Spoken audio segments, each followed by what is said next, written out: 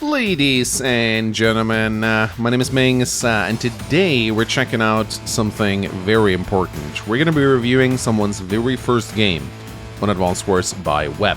This was submitted to me by someone at mangsawbwreplays@gmail.com, and it was titled, "Mangs, I played my very first online match. Can you please tell me what I was doing wrong?" And this is a very valuable thing because I've been wanting to talk about this for a while. How the site welcomes and teaches newer players how to play the game, or rather, how the site doesn't. Now, this site has improved remarkably over the past few years. It used to be a lot worse, but there are still a lot of things that I really don't like about it. Now, the first thing I'm noticing here, and I'm sure you guys are as well, the player who submitted this replay is the Grim player, and he's playing against Drake. Now, why is this a problem? It's a tier imbalance. It's a tier 4 CO versus a tier 3 CO. And this is kind of the first thing I want to rant a little bit about right here. So let's go to Advanced Wars by Web, right? Let's go to the main page. And let's take a look at the first thing that we get greeted with whenever we enter the site. Now, you get this little YouTube video right here in the center, which didn't used to be here. It's 4 minutes long, and it's a nice little introduction to the site, which I think is okay. I do have a little bit of a gripe with it. It goes on for 28 seconds, having an intro before they start talking. Like 28 seconds, and then you get Advanced Wars by Web. Advanced Wars by Web. Like, just cut the 28 seconds and like, the video should... By Web. The video should start here. Welcome to Advanced Wars by Web. Or, even better, have Nell pop up on your screen and say welcome, like she does in the game. I think it's probably a better introduction. A minor gripe, but my main gripe with this site is how are new players supposed to learn about the tier imbalances between COs, right? Whenever you create a game in Advanced Wars by Web or you join a Global League game, you get greeted by this box of COs, right? With no explanation of how strong they are. It's just a box of COs. Some of them may be grayed out if you're playing on the Global League, but the game doesn't teach you about how vastly different in power level these COs are. Now, everyone who's played on the cartridge probably knows that the COs are not balanced, but the site doesn't do a very good job of teaching you this. Now, how do you find out about the tier lists? Well, okay.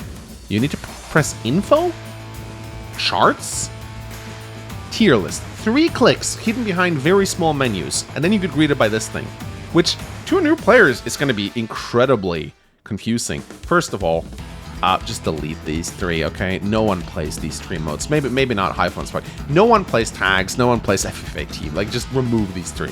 No one cares about these 3. Here. So, I think the site does an absolute garbage job of teaching new players the concept of tier list. This is not something that no one's going to know if they just played on the cartridge. So, this could be done a lot better in my opinion. Now, funnily enough, this is a Live League game, and on the Live League when you queue up, you actually do get a tier explanation, and this player still picked a tier below. So, I personally think if you select a tier below your opponent, Nell should pop up on the screen, and she should be like, "Hey, I thought you should know that you're picking a tier below your opponent. This is going to be an uphill battle for you. Do you still wish to do it?"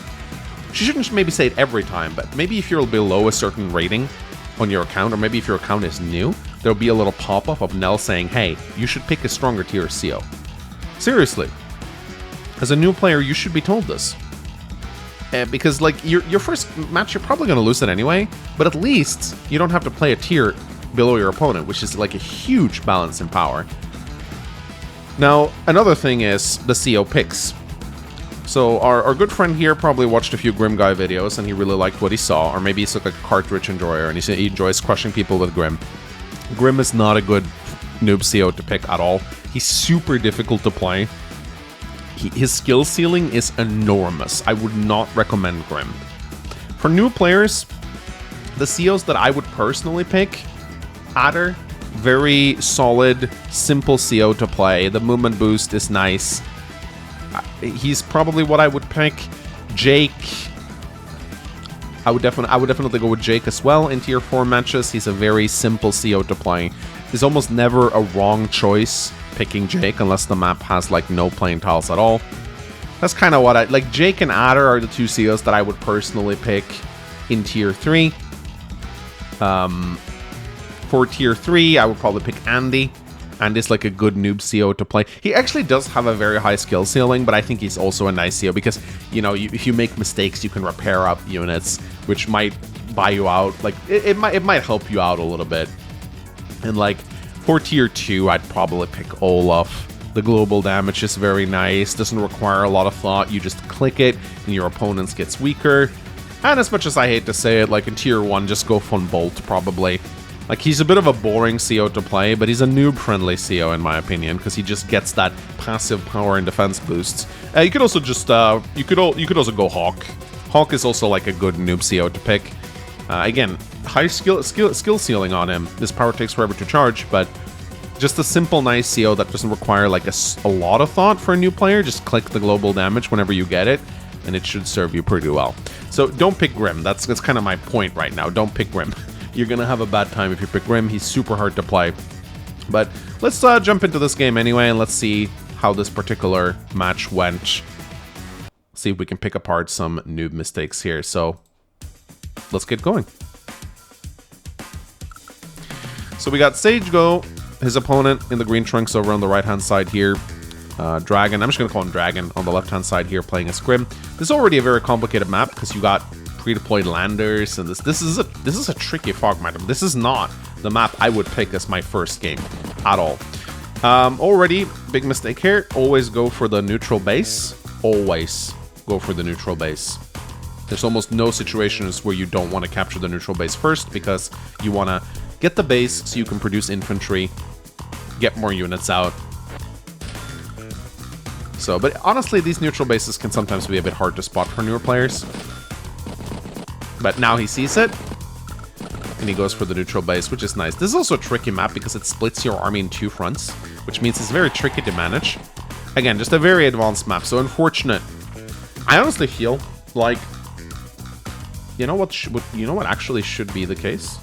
If you sign up for the Global League, or you sign up for the Live League, there should be a little option here, because you can actually select map categories. There should be an option for noob-friendly maps.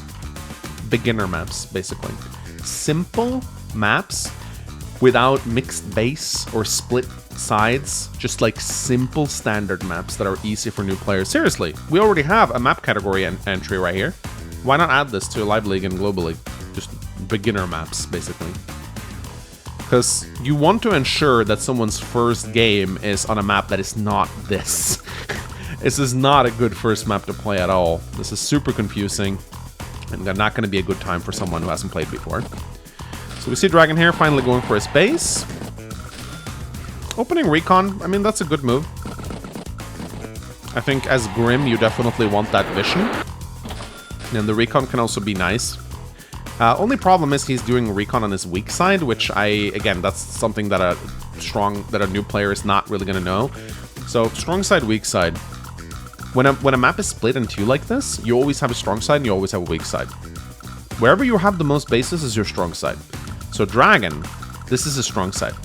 This is his weak side. Now eventually he'll get an airport and he'll be able to supplement battlecopters, but at least for the first like 10 or 12 days, this is going to be his weak side, because he's going to be going up against 2 bases right here.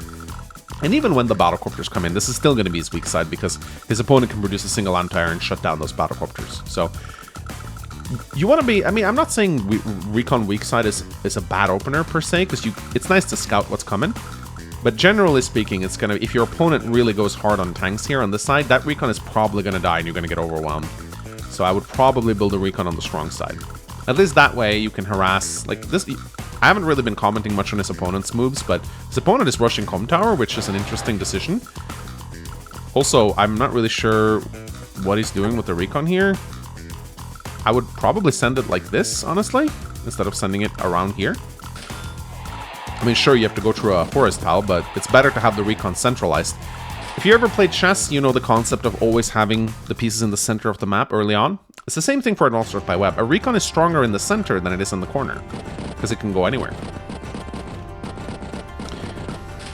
But let's just see what Dragon continues to do right now. You can see this Recon is very slow, and if you just sent it over here, it would have been here already, I think. So, also, I would probably go for the airport now. Grim battlecopters are incredibly strong. Oh, double Recon, okay. So again, this is not necessarily a bad move, going double Recon. It can certainly take your opponent off guard, but look at this.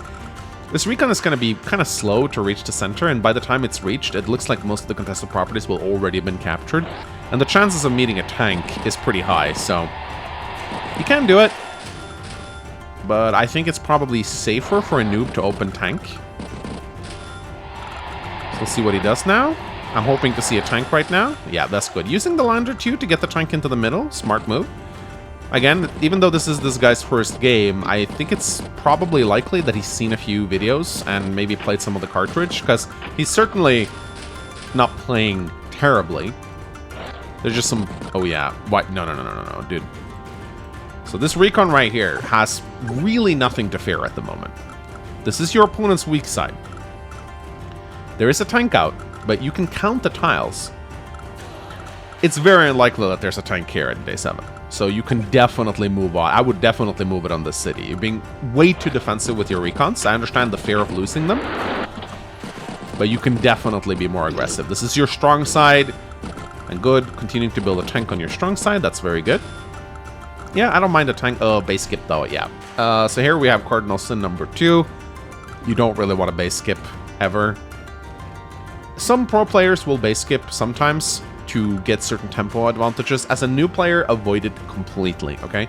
Always build units in your bases every single time. This is just an easy rule as a new player. You don't want to start dabbling in gay skipping. Did I say gay skipping? Base skipping. Gay skipping. This is grim gay all over again. You don't want to dabble in base skipping until you're at a much higher level. So keep pumping those infantry out. You want a high unit count over your opponent.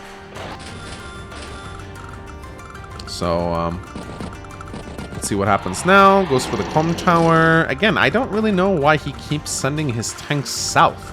It's like, if you notice the reinforcement range, right? I mean, I guess if you want to protect this side, which is fine, but I would definitely send the tanks north instead. They will just have more mobility if you do that.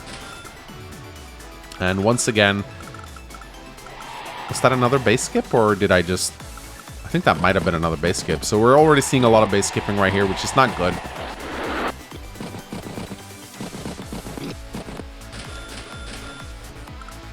So day 9 rolls in here. He moves forward. Anti-air and recon, and that's another base skip. My goodness, it's the 3rd base skip right here. Yeah, this is scary right here.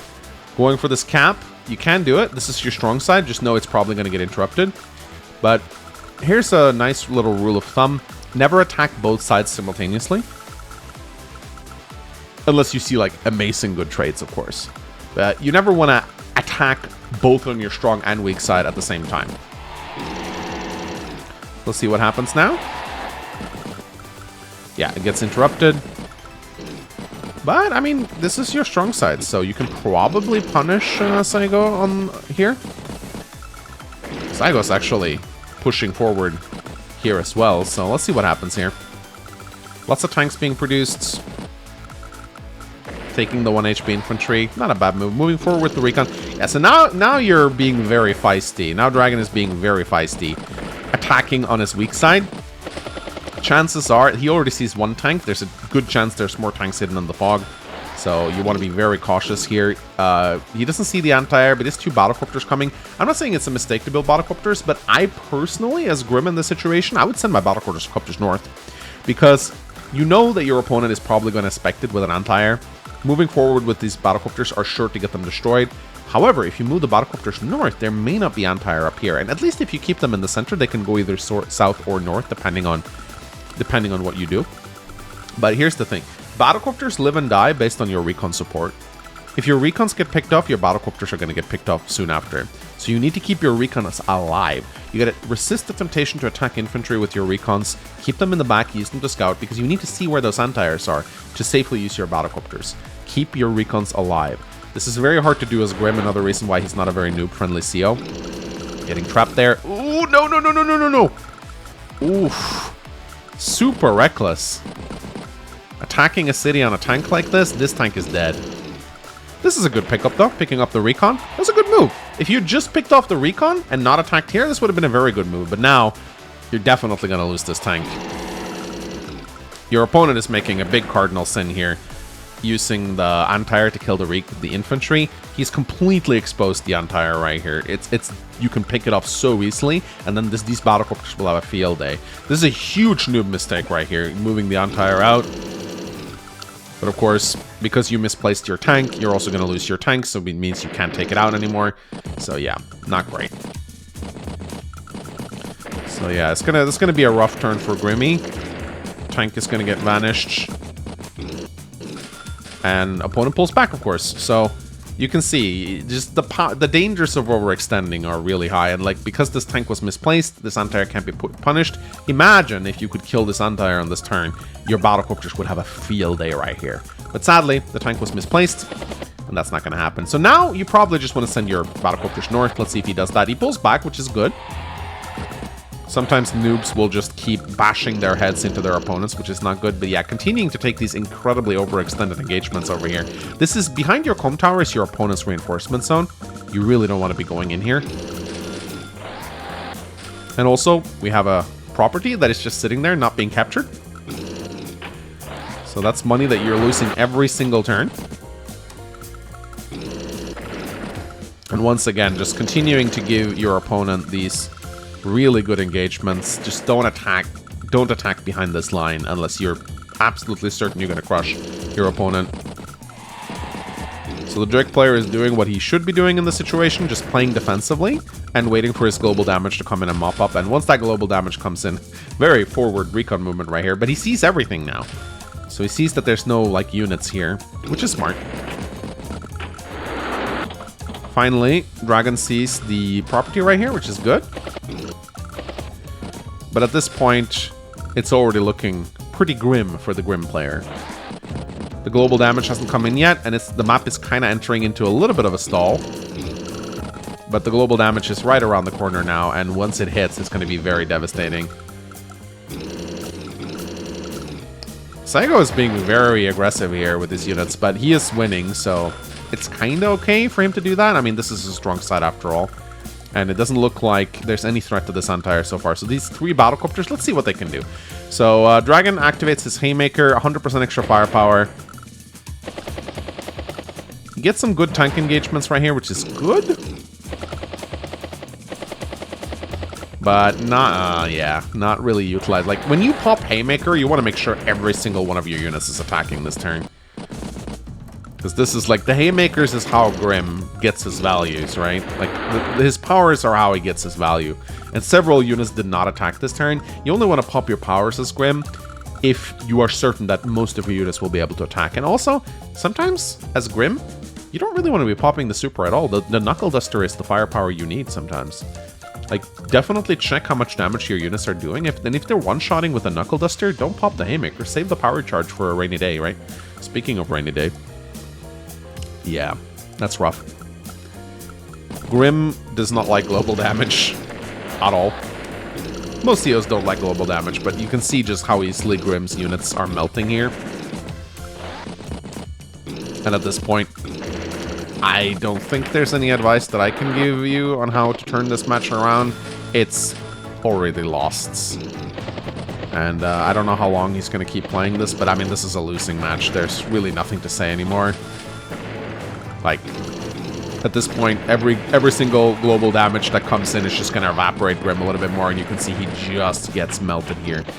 So I'm not going to focus too much on, like, this part of the match. I'm just going to kind of speed through it until he eventually resigns, which I think is pretty soon. Because at this point, you've lost. You're just playing to play, which is a lot of new players will do. I mean, like, he's getting base locked at this point. So there we go. He finally resigns. So couple of things. I think we're gonna actually go back.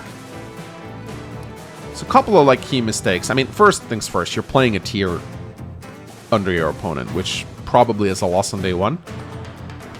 But a couple of things here, just a few things that I noted during this match. Obviously work on your capture chains.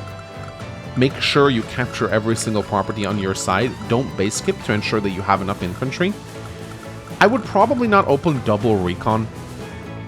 Opening recon is fine, but honestly, as a new player, just open tanks. Just go tanks. Even in Fog of War. Tanks are easier to use, they're easier to punish your opponent with, they don't die as easily to other tanks. So my first advice is just to build more tanks early on. You can definitely supplement a recon at some point, but I wouldn't open recon. The second thing that you did, which was really bad, is... Let's see, when did it happen? Yeah, on day 11 right here, you attacked here.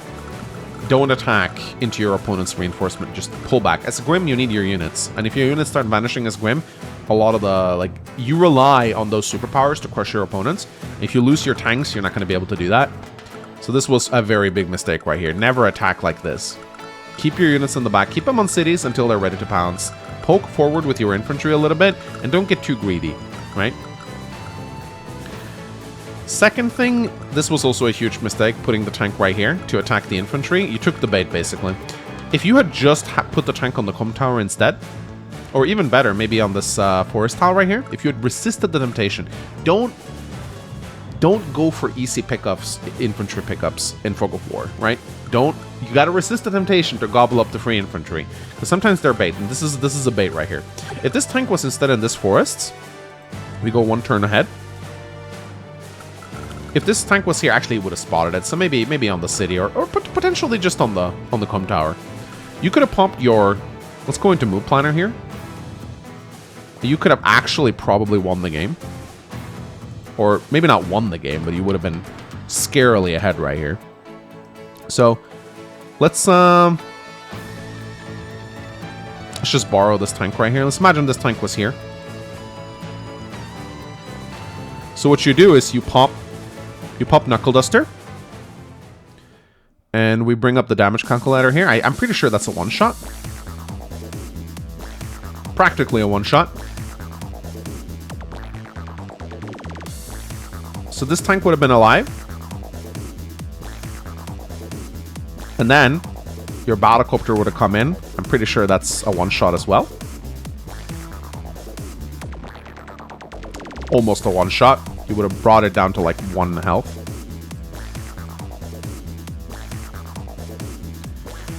So you would have... sometimes the sight is just... There you go. And look at that. Suddenly... I mean, now even you could have... These two tanks right here, you could have probably removed this tank. You could have probably removed these infantry as well. And suddenly, you're looking pretty good here. Probably could have killed that one if you'd spotted it. I mean, I'm making a lot of theoretical movements right now. Obviously, don't go here, but...